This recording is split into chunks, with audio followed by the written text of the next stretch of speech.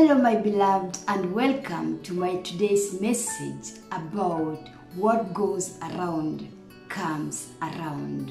One of the great principles in God's mighty universe is known as the divine law of sowing and reaping. In other words, one has to harvest the plant or the seed that they had planted before. This is true in matters of evil as well as in areas of righteousness. In the Bible, both Old and New Testament passages bring this out. But today, we are going to see the scoundrel Abimelech, the man of Shechem, and the proverb and the curse that Jotham, the younger son of Jerubbaal or Gideon, proclaimed or declared or spoke against the wicked act of his half-brother Abimelech and his brethren, the men of Shechem. Stay tuned. Abimelech incited the men of Shechem, his mother's father, and their heart was inclined to him, and they followed him, because they said, "He is one of our brother, the flesh of our flesh, and the bone of our bone." So they financed the wicked scheme to destroy his 70 brothers for him to rule as king of Israel or Shechem in that case. Judges 9:4-6. So they gave him 70 shekels of silver from the temple of Baal-berith, with which Abimelech hired worthless and reckless men, and they followed him. Then he went to his father's house at Ophrah and he killed his brothers, the 70 sons of Jerubbaal, on one stone. But the younger son of Jerubbaal was left because he hid himself. And all the men of Shechem gathered together, all of Beth Millo, and they went and made Abimelech king beside the terebinth tree at the pillar that was in Shechem. What wickedness! As I always say, this is wickedness of the highest level. As he conceived the massacre of the illegitimate sons of his father Gideon or Jerubbaal in that case, for him to rule instead of his brothers. But when Jotham was told about his inauguration, he went to Mount Gerizim, spoke a proverb against his brother Abimelech and the men of Shechem. Thus, Judges 9:7-15. Now when they had told Jotham, he went and stood on top of Mount Gerizim and lifted his voice and cried out. And he said to them, "Listen to me, you men of Shechem, that God may listen to you." The three ones went forth to anoint king over them, and they said to the olive tree, "Reign over us." But the olive tree said to them, "Should I cease giving my oil with which they honor God and men, and go to sway over trees?" Then the tree said to the fig tree, "You come and reign over us." But the fig tree said to them, "Should I cease my sweetness and my good fruit, and go to sway over trees?" Then the tree said to the vine, "You come and reign over us." But the vine said to them, "Should I cease my new wine, which cheers both God and men, and go to sway over trees?" Then all the trees said to the bramble, "You come and reign over us." And the bramble said to the trees, "If in case you anoint me as king over you, then come and take shelter in my shade. But if not, let fire come out of the bramble and devour the cedars of Lebanon." The proverb of Jotham, the younger son of Jerubbaal, against the men of Shechem and his half-brother Abimelech. So he did not pause there. After the proverb, he went further and proclaimed or declared a curse, their wicked act against his own brothers, the legitimate sons of his father. Thus, Judges 9:16-21. Now therefore, if you have acted in truth and sincerity in making Abimelech king, and if you have dealt well with Jerubbaal and his house, and have done to him as he deserves, for my father fought for you, risked his life, and delivered you out of the hand of the Midian. But you have risen against my father's house this day, and he killed his 70 sons on one stone, and made Abimelech, the son of his female servant, king over the men of Shechem, because he is your brother. If then you have acted in truth and sincerity with Jerubbaal and with his house this day, then rejoice in Abimelech, and let him also rejoice in you. But if not, let fire come from Abimelech and devour the men of Shechem and Beth Millo, and let fire come from the men of Shechem and from Beth Millo and devour Abimelech. And Jotham ran away and fled, and he went to Beer and dwelt there for fear of Abimelech, his brother. Even though he fled and ran away, the word had already gone forth, and I love his boldness and his courage to face his brother against the act that he did to his brothers. And I pray that the Lord may give us the same grace, that we may be confident and bold enough to face every wicked act against our life, against our families, businesses, and the work of our hands without fear. Hallelujah. For there is always power in spoken word if we waver not.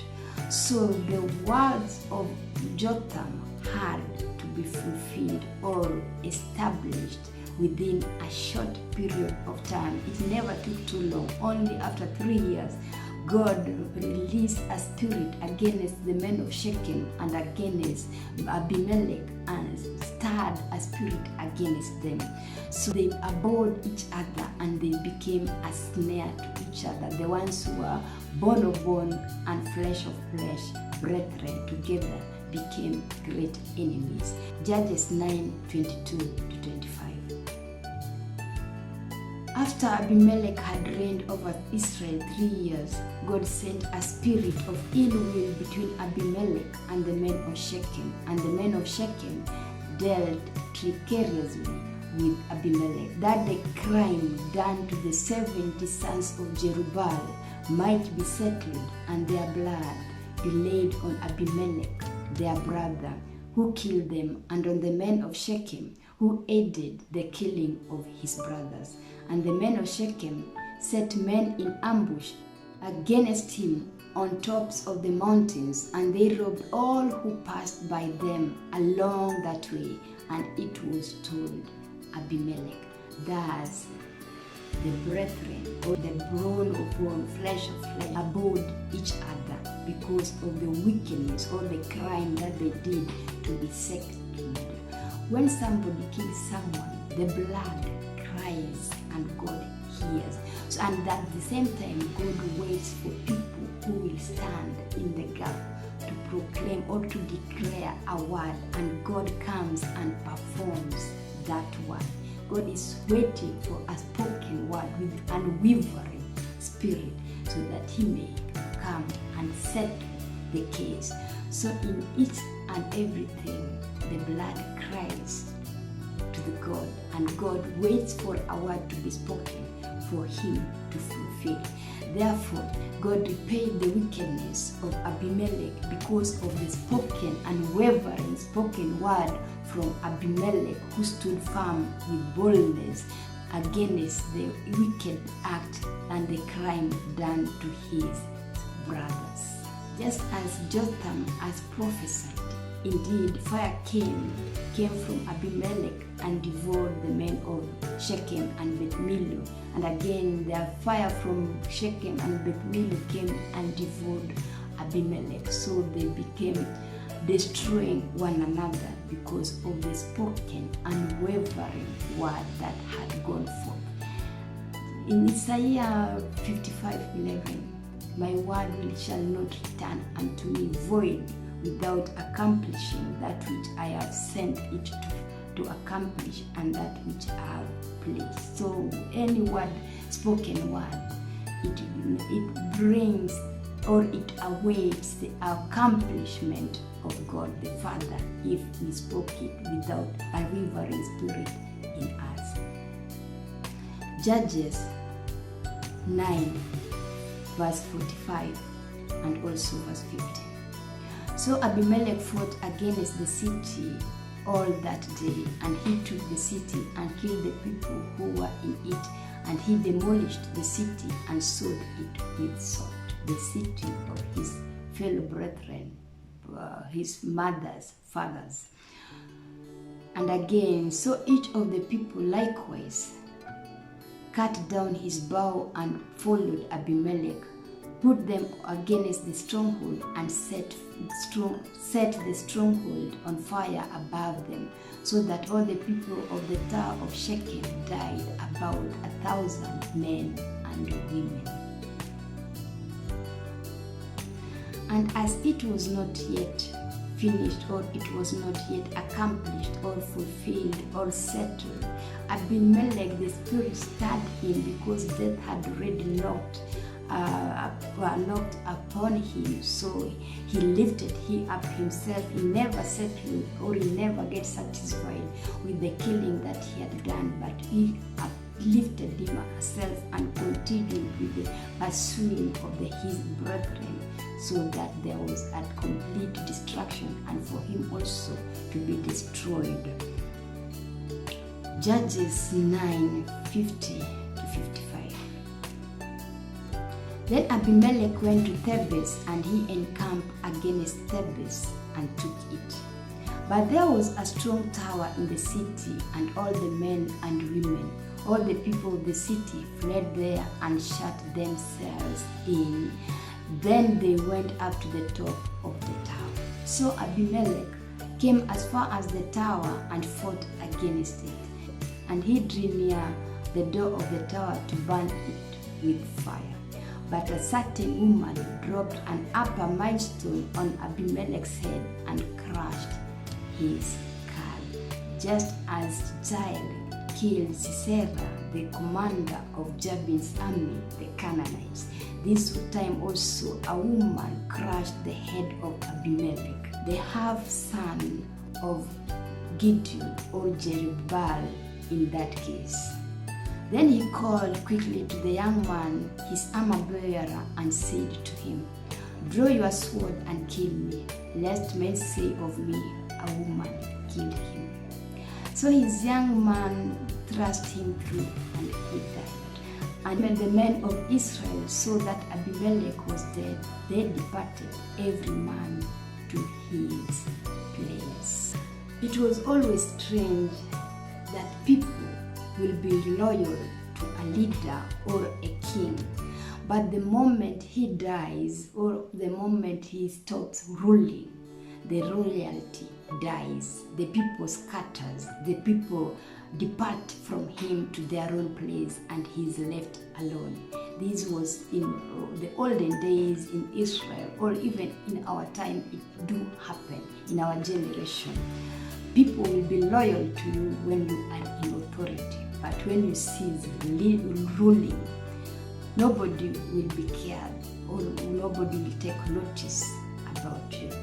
So the effectiveness of the divine law of sowing to be manifested or to be established, God had to fulfill or to come down to settle the seed of sowing and reaping. Abimelech and the men of Shechem, they had already planted their seed. Now it was their time to harvest. I do like this topic, and by the grace of God, I will continue with it as the Spirit gives me lead for a better or a wider understanding. We are in this world today. We are living in a world that many always do some things carelessly, not knowing that whatever you plant today, you shall reap it tomorrow. So it is a divine law of sowing and reaping, harvesting whatever you have planted. You cannot plant potato and expect to reap maize, or you cannot plant beans and expect to reap potatoes. That which you had planted, that same seed you have harvested. This applies in matters of evil as well as in areas of righteousness. So, in whichever way you choose, only whichever way you decide to follow, it will be an harvest tomorrow. Judges 9:56-57.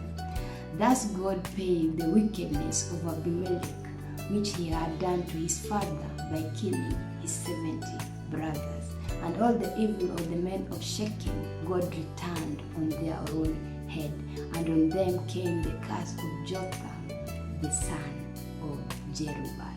The word had gone forth, and God had to fulfill it, to accomplish it as he pleases, and as Jotham desired that the evil act of Abimelech, his half-brother, may be settled for the sake of his brother's blood. Prayer. Gracious Father, may you come down and not keep silent. Let fire devour before you, and let it be temptations all around you against the wickedness of men, and let their wickedness return on their own heads, and let justice prevail on this earth. Psalms 50:3. Amen. Until next time, may the Lord bless you, may the Lord do you good. Grace to all, and favor from God our Father and the Lord Jesus Christ be with us now and forevermore. Amen.